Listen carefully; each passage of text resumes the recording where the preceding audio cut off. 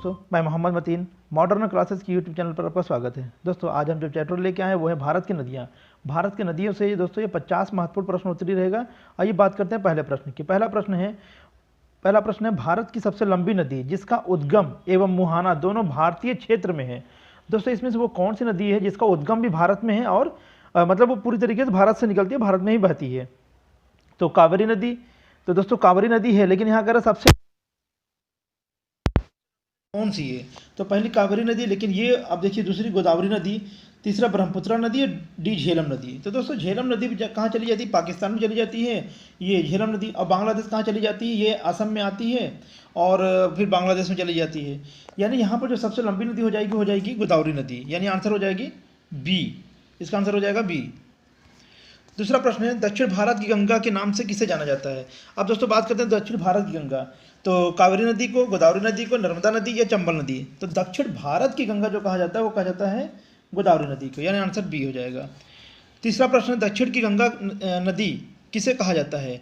ये कहा जाता है कावेरी नदी को। आंसर हो जाएगा ए, कावेरी नदी। चौथा प्रश्न है भारत की लवण नदी किसे कहा जाता है? लवड़ी नदी किसे कहा जाता है? सरयू नदी, साबरमती नदी, गोदावरी नदी या डी लूनी नदी? आंसर हो जाएगा डी, यानी लूनी नदी को लवड़ी नदी कहा जाता है, क्योंकि सबसे नमकीन पानी इसी का पाया जाता है। चौथा प्रश्न है जमीन के अंदर बहने वाली नदी कौन सी है? तो दोस्तों जो जमीन के अंदर बहने वाली नदी वो कौन सी नदी है? वो है लूनी नदी। क्योंकि दोस्तों ये जब प्रवाहित होने लगती है तो ये कच्छ की खाड़ी में जाकर खो जाती है, तो इसका कहीं से मतलब विलुप्त हो जाती है। तो ये माना जाता है कि ज़मीन के अंदर से ये बहती है।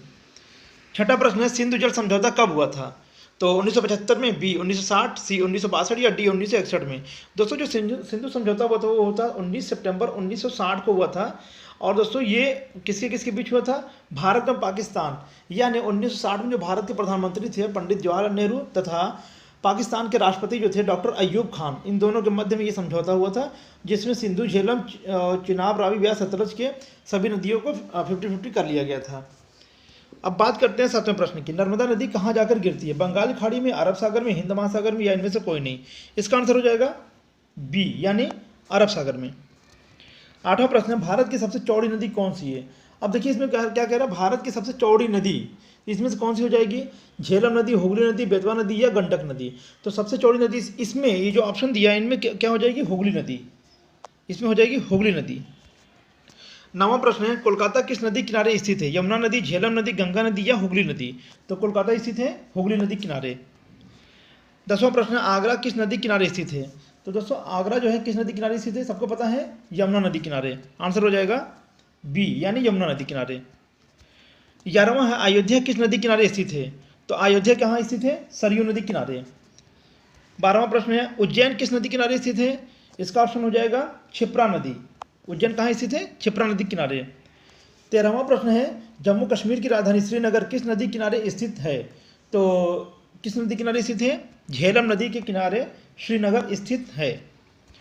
14वां प्रश्न है दिल्ली किस नदी के किनारे स्थित है? अब बात करते हैं दिल्ली की, यानी दिल्ली किस नदी किनारे स्थित है? वो है यमुना नदी। आंसर हो जाएगा सी। 15वां प्रश्न है सिंधु जल समझौता किन दो देशों के बीच हुआ था? भारत और पाकिस्तान, पाकिस्तान अफगानिस्तान, भारत बांग्लादेश या भारत नेपाल? इसका आंसर हो जाएगा ए, यानी भारत और पाकिस्तान। मैंने बताया ना 19 सितंबर 1960 को भारत एवं पाकिस्तान के बीच में ये समझौता हुआ था, जो उस समय हमारे प्रधानमंत्री थे पंडित जवाहरलाल नेहरू तथा पाकिस्तान के जो राष्ट्रपति थे डॉक्टर अयूब खान के मध्य हुआ था ये समझौता। 16वां प्रश्न है मध्य प्रदेश की सबसे लंबी नदी कौन सी है? अब दोस्तों मध्य प्रदेश की सबसे लंबी नदी कौन सी हो जाएगी? नर्मदा नदी। नर्मदा नदी को मध्य प्रदेश की गंगा भी कहा जाता है। ठीक है, अब बात करते हैं 17वें प्रश्न की।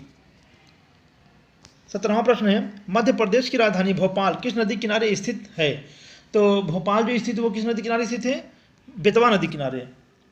ऑप्शन ए, यानी ए सही हो जाएगा। 18वां प्रश्न क्षिप्रा नदी की सहायक नदी कौन सी है? क्षिप्रा नदी की जो सहायक नदी वो है चंबल नदी। चंबल नदी आकर मिलती है क्षिप्रा नदी में। ठीक है, यानी चंबल जो है सहायक नदी है क्षिप्रा नदी की। और क्षिप्रा नदी किनारे एक शहर बसा है जिसका नाम है उज्जैन। 19वां है गोदावरी नदी कहाँ से निकलती है? महाराष्ट्र से, हरियाणा से, उत्तर प्रदेश या मध्य प्रदेश से? दोस्तों याद रखिएगा गोदावरी नदी निकलती है महाराष्ट्र के नासिक जिले के त्रंबकम नामक पहाड़ी से, यानी कलसुबाई एक नामक पहाड़ी है। कलसुबाई देखिए ये है, ये यहीं पे कलसुबाई नामक एक चोटी है, उसी से निकलती है। ठीक है ना। कौन सी नदी? गोदावरी नदी। ऐसे होते हुए कहाँ चली जाती है? बंगाल की खाड़ी में बह जाती है। ठीक है, अब बात करते हैं 20वें प्रश्न की। सूरत किस नदी किनारे स्थित है? ताप्ती नदी, नर्मदा नदी, बेतवा नदी है, झेलम नदी? आंसर हो जाएगा ए, यानी ताप्ती नदी किनारे। 21वां प्रश्न, विजयवाड़ा किस नदी किनारे स्थित है? विजयवाड़ा किस नदी किनारे स्थित है? कृष्णा नदी किनारे स्थित है। आंसर हो जाएगा ए, कृष्णा नदी। 22वां प्रश्न है, लुधियाना किस नदी किनारे स्थित है? तो दोस्तों लुधियाना किस नदी किनारे स्थित है? सतलज नदी किनारे। आंसर हो जाएगा सी, यानी सतलज नदी। 23वां प्रश्न है, भारत का सबसे बड़ा नदी द्वीप किस नदी पर बना है? नदी द्वीप, तो गंगा नदी, ब्रह्मपुत्र नदी, झेलम नदी या सरयू नदी? नदी द्वीप मतलब हो जाए क्या? यानी नदियों के द्वारा जो लाए जाते हैं अवसाद, उससे जो गार इकट्ठा हो जाता है। जैसे मान लिया कि सपोज दैट नदी बह रही है, समझ लीजिएगा ऐसे कि एक नदी बह रही है, ये नदी बह रही है। अब ये नदी जल ला रही है, लेकिन यहाँ पे क्या करता है, एक छोटा सा एक इस तरीके से एक गाल बन जाता है, जिसको हम बोलते हैं डेल्टा बोलते हैं, यानी द्वीप बोल देते हैं। इसी को क्या बोलेंगे हम? द्वीप बोल देंगे। ठीक है ना। तो ये कहाँ पर है इस समय, किस नदी पर है? उस नदी का नाम है ब्रह्मपुत्र नदी। आंसर हो जाएगा बी, ब्रह्मपुत्र नदी।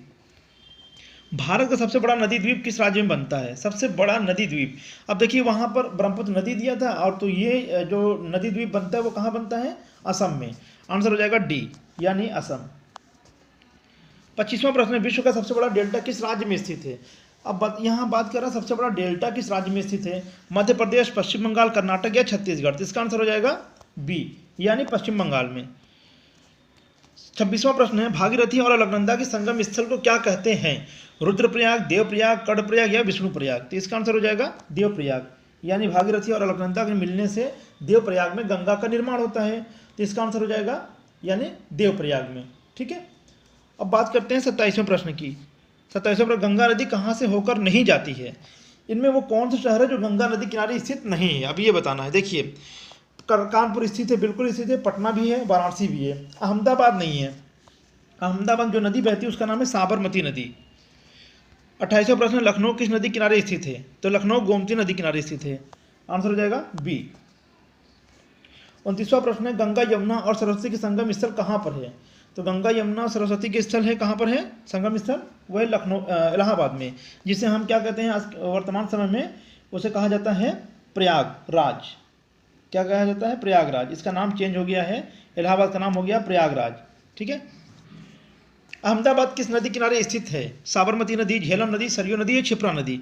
अहमदाबाद स्थित है साबरमती नदी के किनारे। 31वां प्रश्न है, गोदावरी जल विवाद किन दो राज्यों के बीच हुआ था? तो गोदावरी जल विवाद किन दो राज्यों के बीच हुआ था? कर्नाटक और तमिलनाडु। दोस्तों इसमें अगर पुदुचेरी भी दे देगा तो वो भी सही हो जाएगा, और केरल भी दे देगा तो वो भी सही हो जाएगा, यानी 4 राज्यों के बीच में इस जल का विवाद होता है। तो मगर मुख्य रूप से अगर देखा जाए जो बड़े राज्य हैं वो हैं कर्नाटक और तमिलनाडु।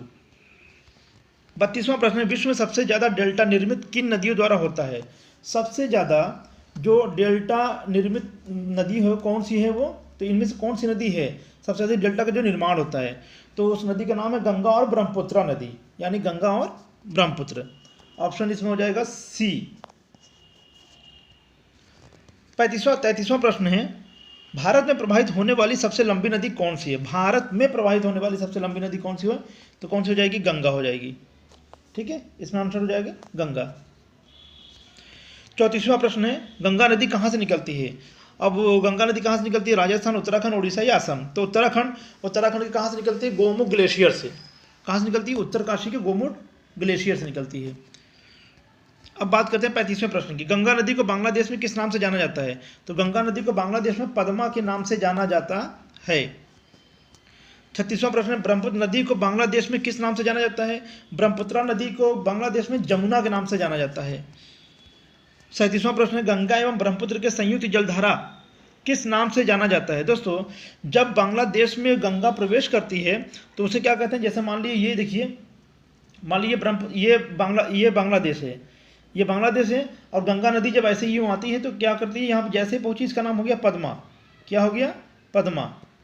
ठीक है, लेकिन वहीं इधर से क्या होती है? एक नदी आती है जिसका नाम है, इसका नाम है ब्रह्मपुत्रा। तो इस ब्रह्मपुत्रा का नाम यहाँ पर हो जाता है जमुना, यानी कहाँ पर? बांग्लादेश में।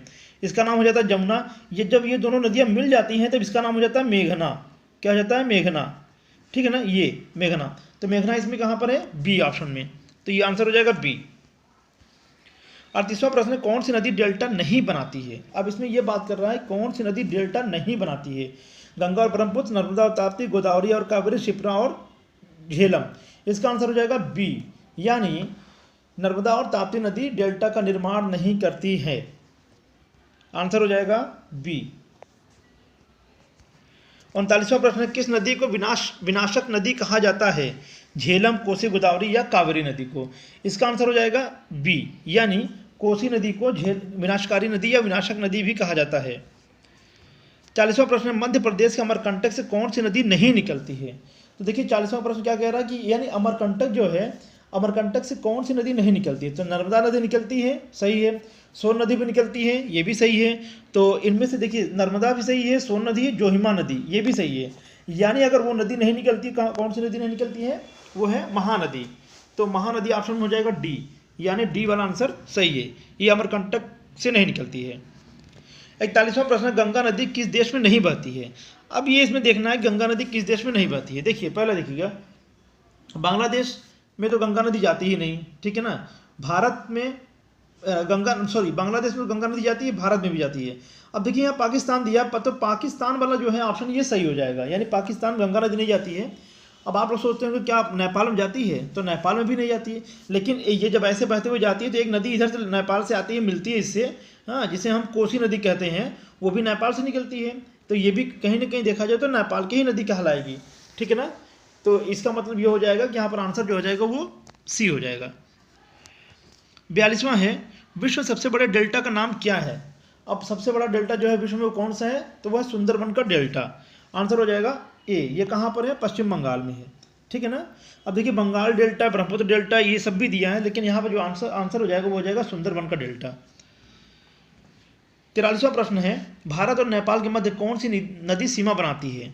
तो भारत और नेपाल के बीच में कौन सी नदी सीमा बनाती है, काली नदी, महानदी, कावेरी नदी या सरयू नदी। इसका आंसर हो जाएगा ए, यानी काली नदी सीमा बनाती है। 44वां प्रश्न, सोन नदी निम्नलिखित में से किस स्थान से निकलती है। सोन नदी निम्नलिखित में से किस स्थान से निकलती है, अमरकंटक से, गोमतताल से, मेपचाचुंगो से या गोमुख से। तो सोन नदी कहाँ से निकलती है, वो निकलती है अमरकंटक से, अमरकंटक से, यानी आंसर हो जाएगा ए, ये आंसर सही हो जाएगा। 45वां प्रश्न है, निम्नलिखित में से कौन सी एक हिमालयी नदी नहीं है।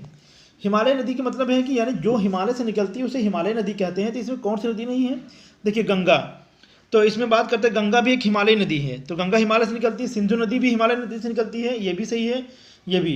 ब्रह्मपुत्रा भी हिमालय से निकलती है। नर्मदा नदी हिमालय से नहीं निकलती, ये मैदानों से निकलती है, यानी पठार पर्वत से निकलती है। कौन सी नदी है, कौन सी जगह है, वो अमरकंटक से निकलती है। तो आंसर हो जाएगा इसका डी। 46वां प्रश्न है, निम्न से कौन सी गंगा की सबसे लंबी सहायक नदी है। तो गंगा की सबसे लंबी सहायक नदी यमुना नदी है। 47वां प्रश्न है, निम्नलिखित में से किस स्थान से गोमती नदी निकलती है। गोमती नदी कहाँ से निकलती है, पीलीभीत, लखनऊ, बैतूल या अमरकंटक से। तो अगर इसकी बात करते हैं तो वो है पीलीभीत। पीलीभीत क्या है, एक ज़िला है जहाँ पर एक झील है जिसको हम गोमत ताल झील या फुलहर झील भी इसे कहते हैं, वहाँ से गोमती नदी निकलती है। याद रखिएगा इसी गोमती नदी को धोपाप नदी भी कहा जाता है।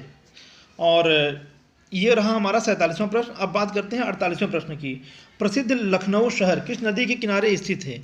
तो प्रसिद्ध लखनऊ शहर गोमती नदी किनारे स्थित है। 49वां प्रश्न है, निम्नलिखित में से कौन सी भारत की सबसे लंबी प्रायद्वीपीय नदी है। भारत की सबसे लंबी प्रायद्वीपीय नदी है। अब इसमें यह बताना है कि सबसे लंबी प्रायद्वीपीय नदी कौन सी है।